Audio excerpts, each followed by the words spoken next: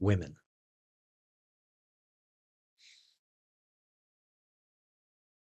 The seventh essay in Studies in Pessimism is of women, and this is perhaps Schopenhauer's most famous or infamous essay. It is, I think, equal parts polemic and psychological observation and social critique. A lot of it's sort of mixed up together. There are some very acute insights, I think, and some rather subtle claims about sexual psychology, which are worth our attention.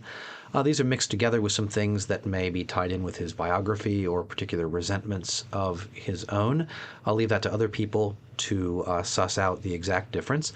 I'm going to present Schopenhauer's thoughts here as he shares them and offer a little bit of my interpretive commentary as we go along. I want to begin with the translator's note, an excerpt from the translator's note for this whole volume by T. Bailey Saunders, who translated this work into English in the 1890s. He writes of this essay, "The essay on women must not be taken in jest.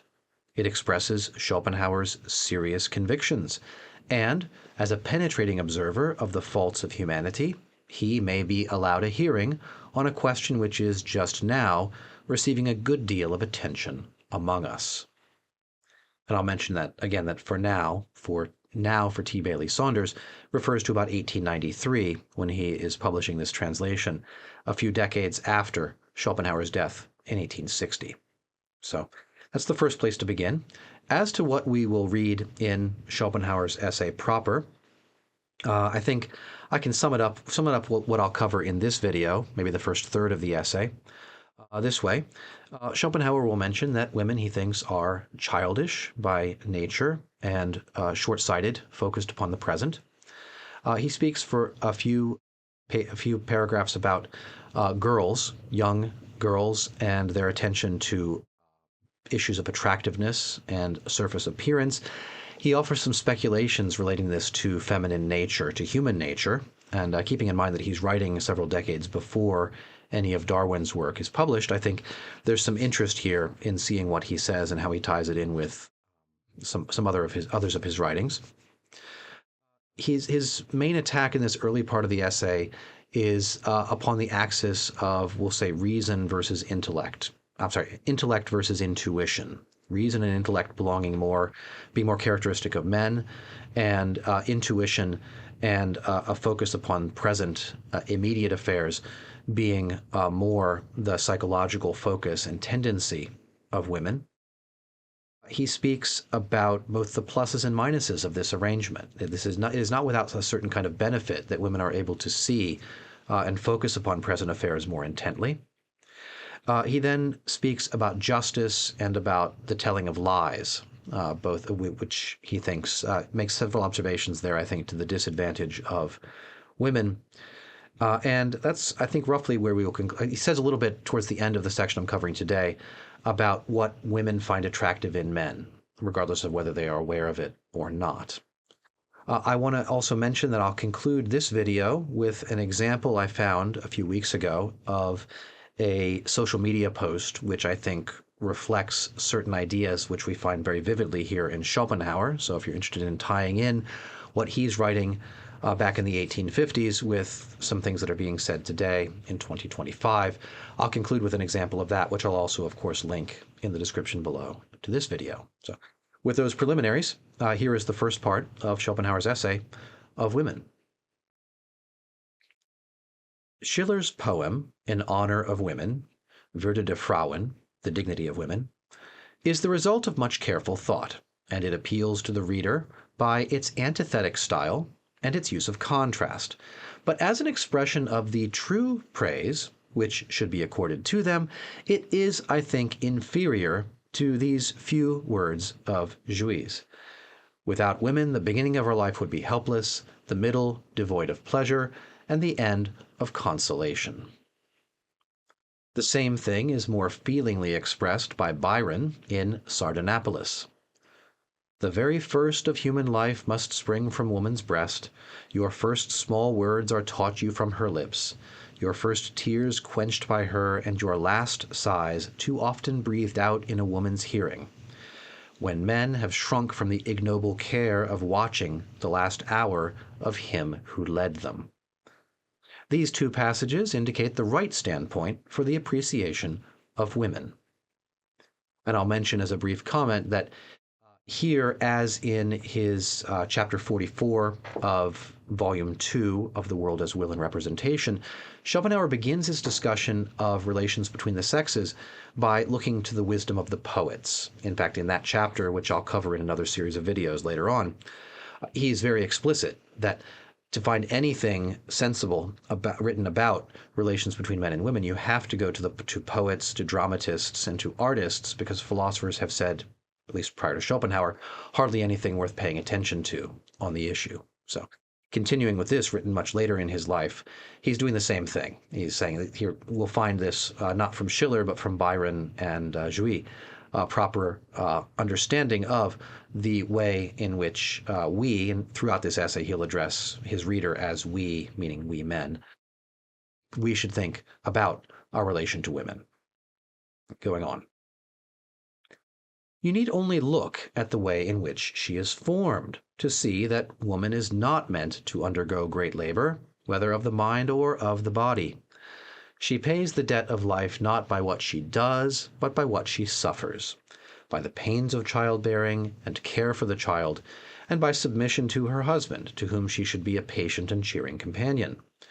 The keenest sorrows and joys are not for her, nor is she called upon to display a great deal of strength. The current of her life should be more gentle, peaceful, and trivial than a man's, without being essentially happier or unhappier. Women are directly fitted for acting as the nurses and teachers of our early childhood by the fact that they are themselves childish, frivolous, and short-sighted. In a word, they are big children all their life long, a kind of intermediate stage between the child and the full-grown man who is man in the strictest sense of the word. You see how a girl will fondle a child for days together, dance with it and sing to it, and then think what a man, with the best will in the world, could do if he were put in her place. This is, I think, Schopenhauer's articulation of his first, I don't want to say attack upon feminine nature, his first observation that women, he says, naturally suited for the care of children by being childish in mind, and he thinks also weaker in body. May be called upon to endure, but not to do any great deeds of strength. And therefore, this fits with, we might say, certainly pre-feminist thoughts about the role of women, that they should be, in a healthy society, protected from the extremes of violence and suffering that would be more taken over by men. It might be interesting to put this side by side with a 20th century feminist critic like Simone de Beauvoir. And contrast some of the observations and insights. Schopenhauer continues. With young girls, nature seems to have had in view what, in the language of the drama, is called a striking effect. As, for a few years, she dowers them with a wealth of beauty and is lavish in her gift of charm, at the expense of all the rest of their life, so that during those years they may capture the fantasy of some man to such a degree that he is hurried away into undertaking the honorable care of them, in some form or other, as long as they live, a step for which there would not appear to be any sufficient warranty if reason only directed his thoughts. Accordingly, nature has equipped woman, as she does all her creatures, with the weapons and implements requisite for the safeguarding of her existence, and for just as long as is necessary for her to have them. Here, as elsewhere, nature proceeds with her usual economy. For just as the female ant, after fecundation, loses her wings, which are then superfluous, nay, actually a danger to the business of breeding, so after giving birth to one or two children, a woman generally loses her beauty, probably indeed for similar reasons. And so we find that young girls in their hearts look upon domestic affairs or work of any kind as of secondary importance, if not actually as a mere jest. The only business that really claims their earnest attention is love, making conquests, and everything connected with this, dress, dancing, and so on. This is an interesting set of claims about women, and I think people who know Schopenhauer's biography better than I might connect this with his relationship with his mother or love affairs in his life. I won't try to do that here. What I'm interested in here is his use of nature with a capital N, as Saunders translated. That's an English convention. But the idea that nature is doing things here. Keep in mind, Schopenhauer's writing this probably in the 1850s, before Darwin's work in Origin of Species is published. But he's speaking about nature providing a kind of evolutionary advantage. Nature, with her typical economy, gives to women precisely what they need in order to secure the attention and lifelong commitment of a man. And she provides it for only as long as they need it. So for maybe those, I don't know, dozen or so years of youth, that is when women are beautiful. And then he rather offensively here just comes right out and says, after they're married, after bearing several children, beauty goes away. Now, why? Not because nature is cruel, but because nature is efficient and it's no longer needed for the sake of survival. Schopenhauer is here assuming a certain kind of marriage culture, typical perhaps of his time and place, which may not be universal. But the thing that interests me most here philosophically is that Schopenhauer is talking about nature, capital N nature, doing things, accomplishing things at the species level through individual humans without necessarily the intellectual or volitional cooperation of those humans. The people who do these things will not necessarily be aware that they're doing them on behalf of nature, on behalf of the human race. So this is an interesting, I think, turn philosophically towards a way of thinking about humans' relationship to nature and their intellectual capacities and their will. We'll see later in the essay he does some more of the same thing. And I'll just mention again that in the chapter on the metaphysics of sexual love in The World as Will, he does a great deal of this. This is in fact one of his central points, that nature works through us without necessarily our understanding or cooperation. I think he's saying just this about women and their beauty in their youth as an aid to their getting the commitment and protection of a husband for their entire lives and for the raising of their children. Much more will be done later on in terms of Darwinian evolution, neo-evolution, and sociobiology along those same sorts of lines. Schopenhauer continues, "The nobler and more perfect a thing is, the later and slower it is in arriving at maturity. A man reaches the maturity of his reasoning powers and mental faculties hardly before the age of 28, a woman at 18. And then, too, in the case of woman, it is only reason of a sort, very niggard in its dimensions. That is why women remain children their whole life long, never seeing anything but what is quite close to them, cleaving to the present moment, taking appearance for reality, and preferring trifles to matters of the first importance. For it is by virtue of his reasoning faculty that man does not live in the present only, like the brute, but looks about him and considers the past and the future. And this is the origin of prudence, as well as of that care and anxiety which so many people exhibit. Both the advantages and the disadvantages which this involves are shared in by the woman to a smaller extent because of her weaker power of reasoning. She may, in fact, be described as intellectually short-sighted, because while she has an intuitive understanding of what lies quite close to her, her field of vision is narrow and does not reach to what is remote. So that things which are absent or past or to come have much less effect upon women than upon men. This is the reason why women are more often inclined to be extravagant and sometimes carry their inclination to a length that borders upon madness. In their hearts, women think that it is men's business to earn money and theirs to spend it, if possible during their husband's life, but at any rate after his death. The very fact that their husband hands them over his earnings for purposes of housekeeping strengthens them in this belief. And here we have this reason versus intuition axis, which I spoke about before.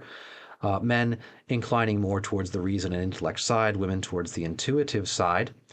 Also, men looking to the past and to the future, to history and to what is to come, to planning for the future. Women being much more present focused. This does seem to me to be a little bit in tension with the idea that the biological realities of bearing and caring for children does seem to involve women in the future, certainly the future, 15 or 20 years involved in bearing and raising a child, more so than men. So I would be inclined to suppose, not reading this, that men might have a certain kind of present focus inclination as regards at least their sort of sexual psychology, more so than women. Schopenhauer leaning all the way in the other direction. He connects this with his previous idea that women, by being kind of big children their whole life, have a less powerful intellect, less activated. And since he has associated intellect with what distinguishes us from beasts, he is, in a sense, here placing women on a lower level, closer to the beasts, although I don't think he's here trying to deprive them entirely of human dignity, simply indicating they're at the low end of the range that we as humans occupy. Nevertheless, of course, fairly offensive to say. I think that part of what is interesting here to me is that this expression of being short-sighted, he compares the intellectual vision of women to a kind of short-sightedness. And that I think may be illuminating without being so offensive, that he's suggesting here that in regards to planning for the past and for the future, women are characterized by something like a kind of nearsightedness of the eyes, where they might struggle or find it difficult or impossible to focus upon things at a distance that other people with eyes arranged, with eyesight that is more typical, in this case, the male attitude of intellect and reason, might be more inclined to be able to see accurately and well. And this, he says, leads to a certain kind of feminine tendency to extravagance and a sort of neglect for the hard work involved in earning.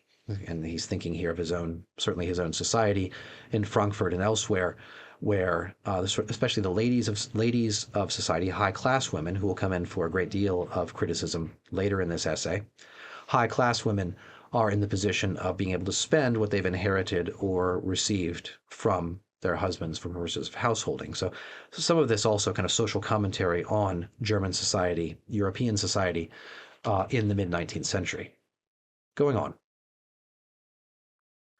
However many disadvantages that all this may involve, there is at least this to be said in its favor, that the woman lives more in the present than the man, and that, if the present is at all tolerable, she enjoys it more eagerly.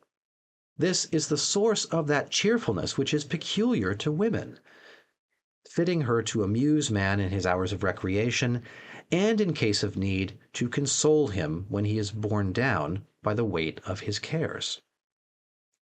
It is by no means a bad plan to consult women in matters of difficulty, as the Germans used to do in ancient times, for their way of looking at things is quite different from ours, chiefly in the fact that they like to take the shortest way to their goal, and in general manage to fix their eyes upon what lies before them, while we, as a rule, see far beyond it, just because it is in front of our noses. In cases like this, we need to be brought back to the right standpoint so as to recover the near and simple view. Then again, women are decidedly more sober in their judgment than we are, so that they do not see more in things than is really there, whilst if our passions are aroused, we are apt to see things in an exaggerated way or to imagine what does not exist. The weakness of their reasoning faculty also explains why it is that women show more sympathy for the unfortunate than men do, and so treat them with more kindness and interest, and why it is that, on the contrary, they are inferior to men in point of justice and less honorable and conscientious.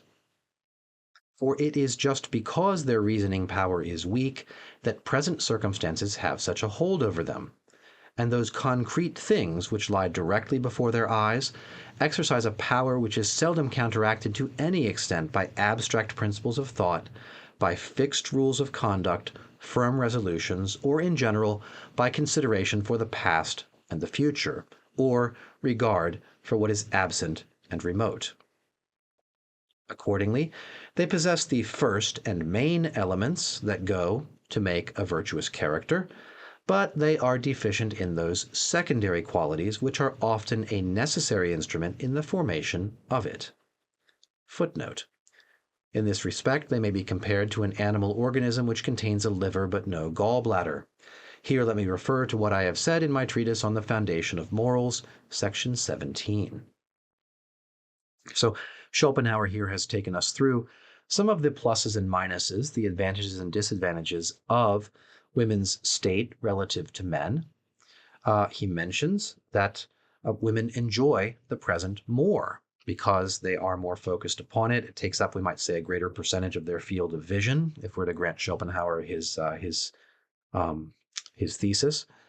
Then, if the present is tolerable, they enjoy it. And he said this is why women tend to be more cheerful. They take more pleasure in the present, in the affairs of the present moment. In their enjoyment, are less worn down by worries for the future or concerns about the past, about the sort of anxiety and care. That seems to me that that's an observation that could be subject to some empirical test. We could actually see, is it the case that women are, in our own day and age, more inclined to cheerful enjoyment of the present? I don't know what those studies would say, but it seems to me that we can look at evidence beyond what is here in the text to see if Schopenhauer is accurate in this observation. He mentions also that it is wise for men to consult women in important matters because they don't see what's not there. Men, maybe because of their cares about the past, their concern for history, their interest in the future, if Schopenhauer is correct, would see the present through a kind of distorting lens. Women might see more clearly what is there. They also seems to suggest there's a certain kind of efficiency, even one might say sort of ruthless efficiency, in the determination of women to get to the objective, provided that it can be seen in what is directly in front, what is sort of in the present state of circumstances. So perhaps better at means and reasoning of a certain kind rather than long-term planning. It's an interesting observation. I don't know that it's true to my experience, but my experience is not terribly broad. So I'll simply offer this as Schopenhauer's idea. He does mention this, that women can bring men back to a correct standpoint, a correct view of seeing what is in front of us and what needs to be done. Then lastly, there's this idea that women are more sympathetic to suffering because they see the suffering as the kind of discrete thing immediately in front of them. They see the suffering of the condemned prisoner, the tears of the man on the gallows, and not so much the medium-term and long-term social effects of sparing or showing mercy to this particular prisoner here and now.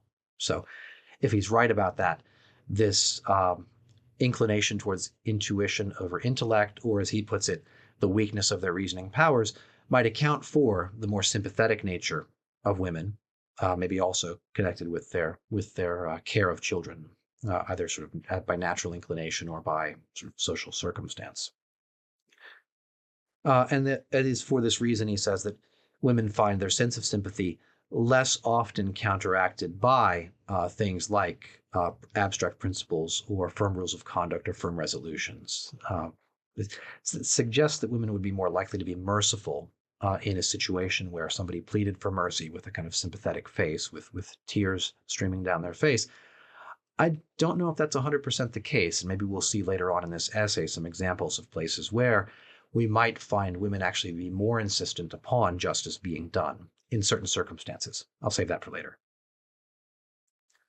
And then the very last slide that I just went over, that women seem to possess the main elements of forming a good character, but to be lacking somewhat in the sort of finishing qualities, the secondary qualities that will be necessary to make a very good, virtuous character. That's not to say that they can't do it, but that they would be working uphill to do it against some element of their nature. I'm providing here as sympathetic a reading of Schopenhauer as I can. Schopenhauer goes on. Hence, it will be found that the fundamental fault of the female character is that it has no sense of justice. This is mainly due to the fact already mentioned that women are defective in their power of reasoning and deliberation, but it is also traceable to the position which nature has assigned to them as the weaker sex.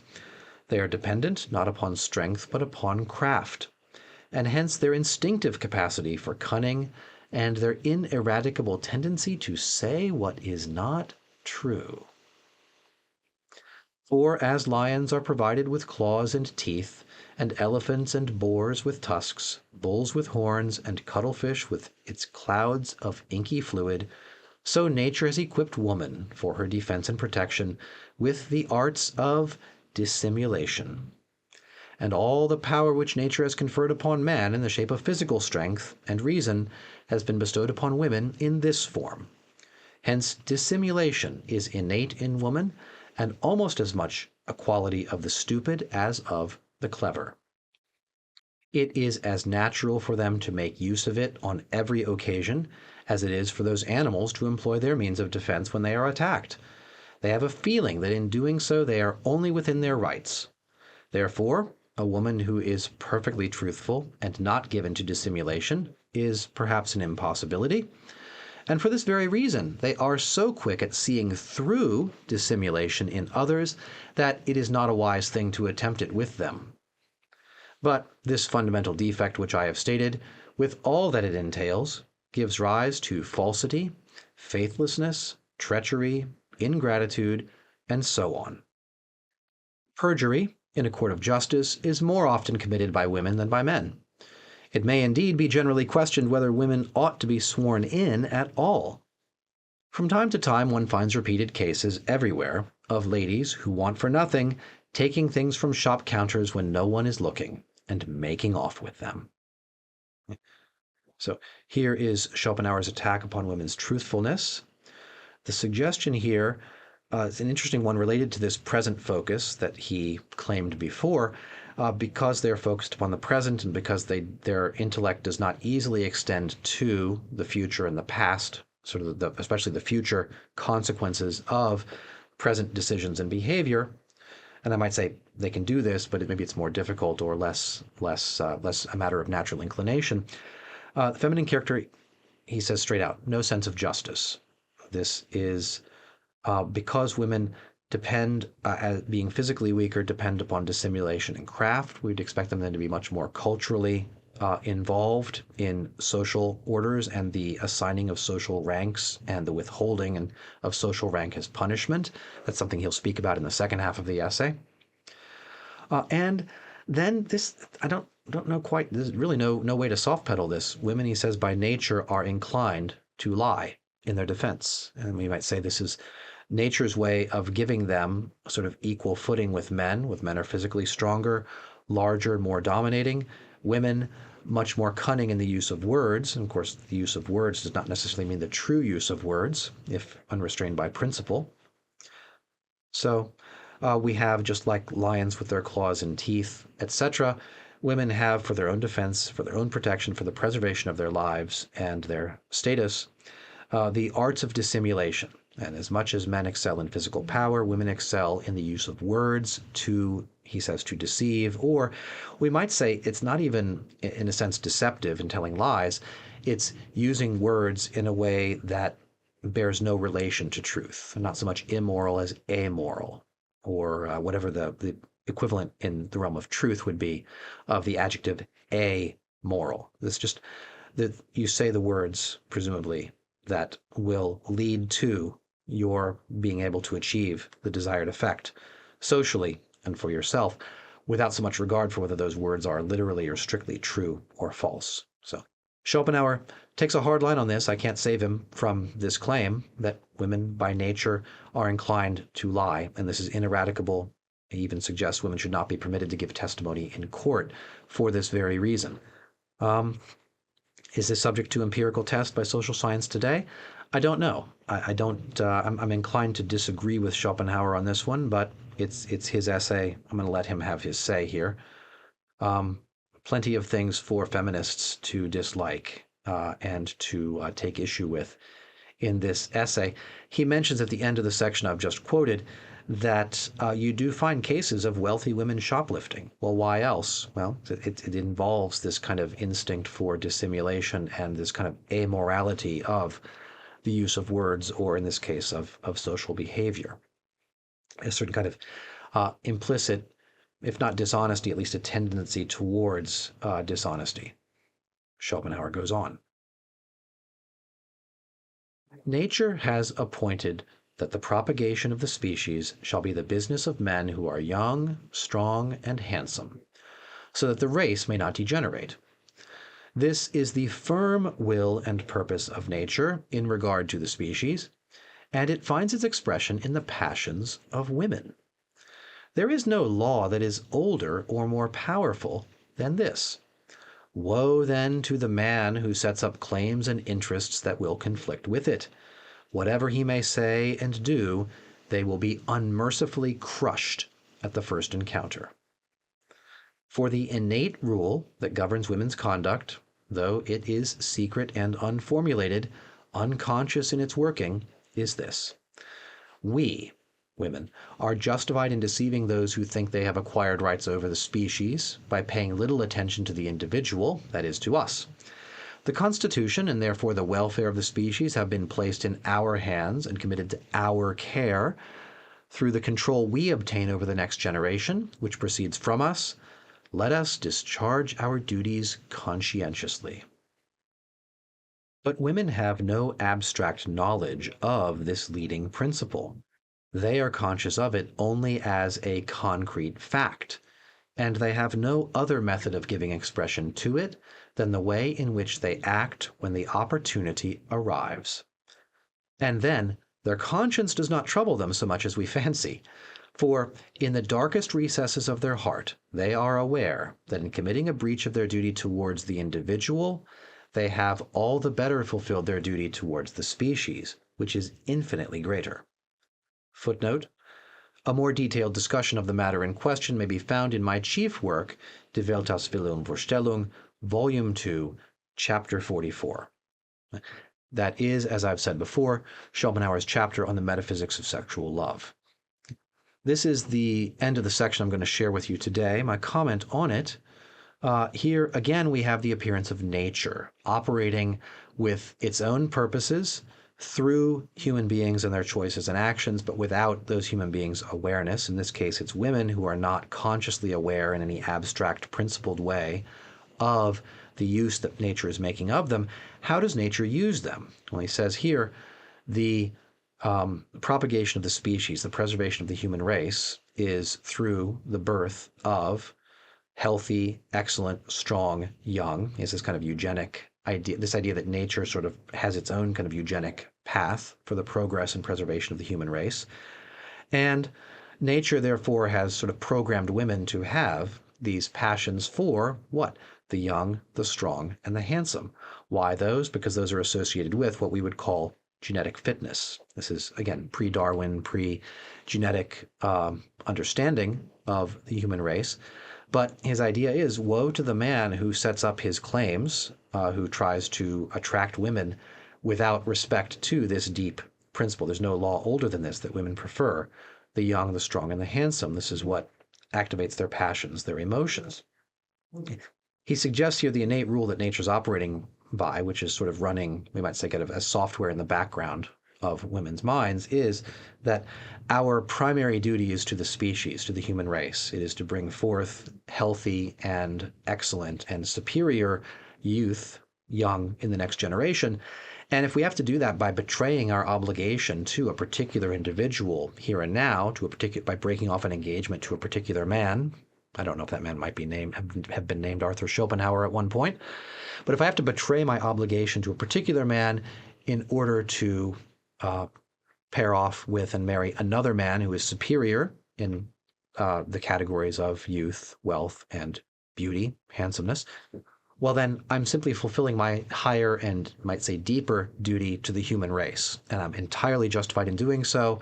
As Schopenhauer says, their consciences don't trouble them, fellas, as much as we men might think they do. Because they have this sort of, although they're not aware of it, this sort of deep-seated subconscious understanding that they are in fact benefiting the entire human race. And so their service to the species, their duty to the species, has trumped their duty to keeping a promise to a particular individual man.